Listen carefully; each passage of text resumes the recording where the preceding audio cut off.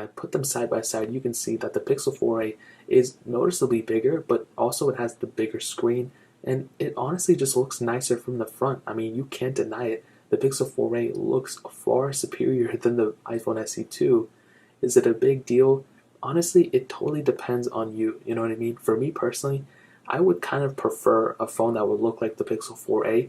However, the 4a is not perfect, and really every single other area, the iPhone SE 2 is kind of better if I'm being honest.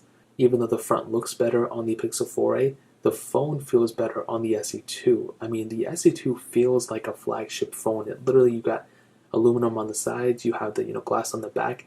The Pixel 4a, you don't really have that. You have the nice looking front for sure. I mean, it looks like the S10 series.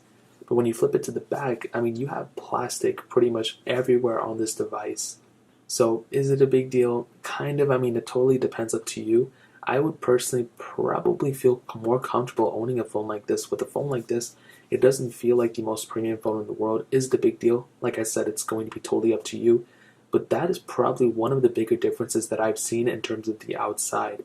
When I feel both in the hand, one really doesn't feel too much bigger than the other, if I'm being honest. Like I said, side by side, that's kind of what you're getting. You're getting a 5.8 1-inch panel on the Pixel 4a. It is an AMOLED screen, which is really, really nice. For that price tag, that is pretty impressive. The Pixel 3a also had an AMOLED display last year, and that one was really good. It's actually OLED, but I just say AMOLED, I'm so used to it. It's 1080p, and honestly, it's a really good looking panel for the most part.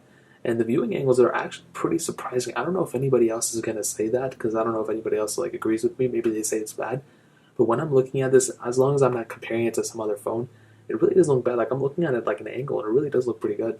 You have very little bezel around the whole entire display, hole punch display at that, which is really, really cool. And at this price tag, that is extremely impressive. Now, it's something like the iPhone SE 2, where we have a 4.7-inch panel. Like I said, we're pretty much used to this type of screen. We're used to having this type of body. You have big bezels on the top and bottom, and like I said, compared to something like the Pixel 4a, that's a pretty impressive thing that the 4a was able to do. That the SE2, I feel like Apple could have done a little bit better of a job, but they were trying to hit that price tag and trying to stay at that more premium, side of things, so I guess that's okay. The screen feels really good though. I mean, it doesn't really look like a bad screen at all. It's just, we're just kind of so used to seeing a panel like this. Like, they could have done a little bit better, but it is what it is. You have the front-facing camera, home button up top, and as long as you're okay with it and as long as you're comfortable with it, I guess that's cool. But definitely when it comes down to the front of things, the iPhone SE 2 looks good, but the Pixel 4a definitely looks far superior. This looks way more modern. This looks, way older. In terms of the thickness, you can see that the SE2 is actually thinner than the Pixel 4a, which is really, really good. Just by a little bit though, and I think definitely by the camera module you can kind of tell. But in terms of everything else, I mean, it's kind of hard to tell, but the 4a, I believe, is a little bit thicker, which is totally okay. As you can see, my SIM card slot is kind of sticking out of the 4a. That's the actually volume button. What the heck?